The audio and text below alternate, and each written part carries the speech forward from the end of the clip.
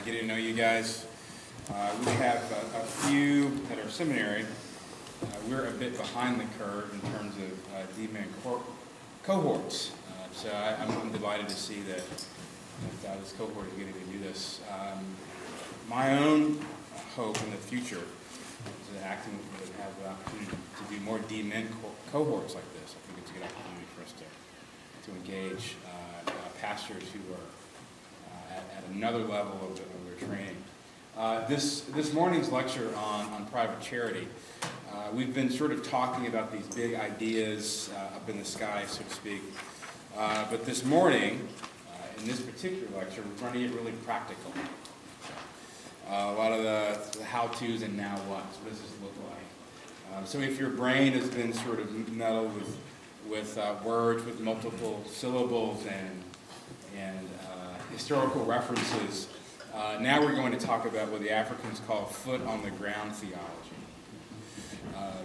putting into practice some of the things that we've been talking about. And naturally, I mean, the kinds of the discussion that we've had, these kinds of questions, ultimately lead to us wanting to know, okay, well, now what? I mean, what do we do with all of these things? These are great ideas, but how does my church do this? How does my 501(c)(3) do this? How do I teach this in Sunday school? And more broadly, as we also discuss subsidiarity, the relationship between the church and civil society, it naturally leads us to this conversation. And for myself at least, when we're thinking about private charity, I always put it in the context more broadly of us as believers being truly pro-life. And I make that distinction because in some of our circles there are people who are simply just pro-birth. And they are adamantly, rightly so, protective and interested in the protection of human life from conception to birth. They write checks and they protest, seek to intervene. But often what we find, even in our own circles in evangelicalism, is a lack of energy about those same kids after they're born. And I've recently said that much of it's possible, if you look at James 1:27 about what true and acceptable religion is before God, I could sort of argue, in some respects, that religion, at least Christian religion in America in the West, is sort of dead. And I say that based on just some numbers. For example, there's about 225 million Christians in America. There's about 65 million evangelicals, if you look at the numbers.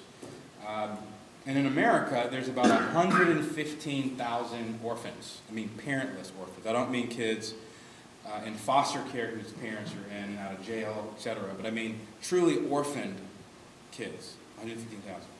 And it's just really interesting that even though there's only 115,000 parentless orphans in a country of 65 million Christians, that we still have orphans. There's a disconnect with respect to our understanding ourselves to be truly pro-life, meaning that we care about the human person from conception until death and beyond. That is why we preach what we preach. That is why we're concerned about eternal souls. But we're also concerned about the ways in which God can bless them here and now as He moves them toward their destiny, which is God. So my concern, especially as we think about some of the other mediating institutions in society, that Christians also be passionate about human persons in general, at all stages of life, in every aspect of our society, that we are just as passionate about people having jobs and having water and food, and we're thinking about some of the best ways to deliver those to people that is consistent with their being made in the image and likeness of God.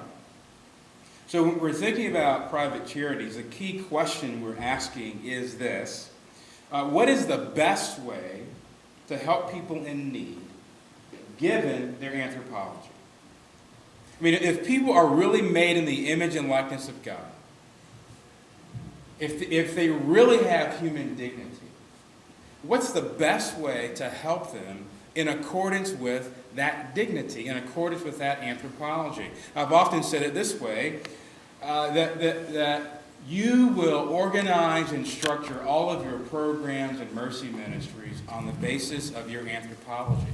That your anthropology is not just ancillary, it is everything. It determines why you reach out to people. It determines why you love them. It determines how you love them. Anthropology is everything. And if we aren't thinking about the ways, the best ways to help people according to their anthropology, we actually may be moving toward them in ways that in the long run dehumanize them, actually undermines their anthropology, actually destroys their dignity. Because what is not leading our understanding of how to help people are the implications of what it means to be made in the imago Dei, in the image of God.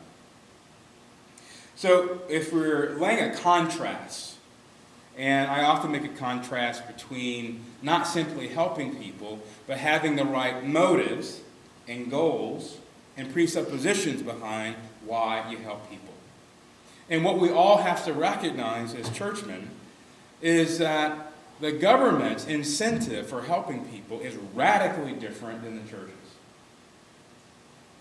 And those presuppositions in terms of what you believe about people actually matter and form and shape how you deliver that help, and also forms and shapes the types of help that you offer and why.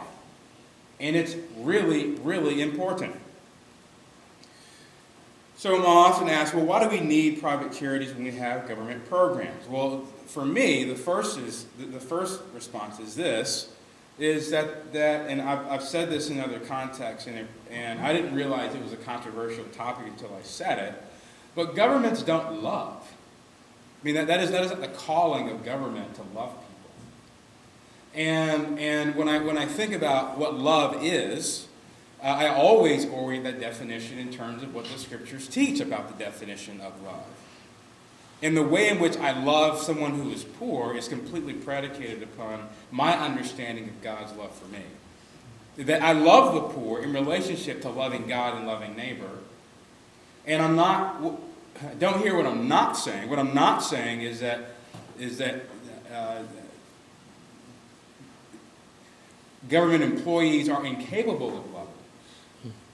I'm not arguing that at all. I'm also not arguing that a government employee can't be a Christian and also love their work. But on an application for employment at a social service agency, no employee is ever asked the question, are you going to love the people that you're serving? That's right. And are you going to love them in a way that's consistent with how God commands them to be loved? Are you going to love them that way? That's not a question. No one's annual review is going to be assessed on the basis of whether or not they're loving people in a way that mirrors the love of the incarnation, that mirrors the love that we see in 1 John, etc. And that's an important dimension in terms of the difference between how churches love the poor and how governmental structures serve the poor and meet the needs. Just some background data. In the last 3 decades, America has spent about $5 trillion on welfare programs. $5 trillion. And what we found is that if you assess it on the basis of whether or not we are winning or losing the quote-unquote war on poverty, you'd have to say that we've lost. That the war on poverty has really